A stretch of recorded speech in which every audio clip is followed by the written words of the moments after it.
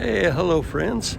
This is Bruce Conn. I'm reporting here from the campus of Harvard University, and specifically outside the building of the laboratories of the Museum of Comparative Zoology, where I have been affiliated for almost a quarter of a century. The quarter of a century, though, is a very small amount of time compared to how long the museum has been in operation. The Museum of Comparative Zoology was founded actually in 1859, so over 150 years ago.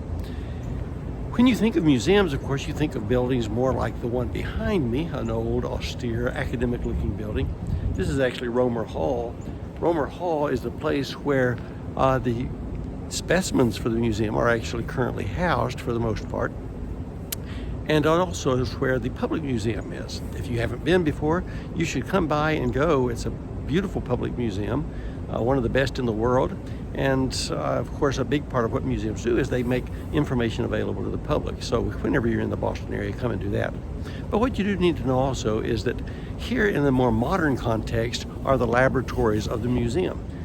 The Museum of Comparative Zoology is not only a public display organization, but a scientific organization that takes all of these specimens that have been collected all over the world for well over a century and studies them to make them fit into a more modern context.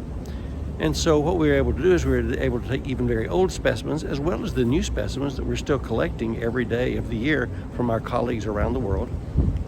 And we can subject them to modern techniques, such as electron microscopy, such as molecular analysis, DNA sequencing, and so forth, and therefore applying these modern tools to very old materials, we can learn a lot about our planet, about nature, and about how humanity fits into all of that.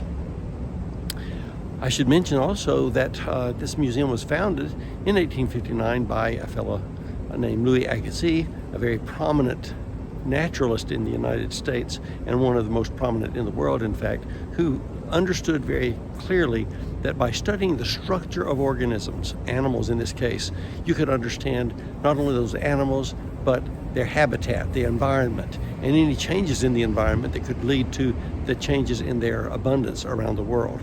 And so those are the kinds of things that we study here.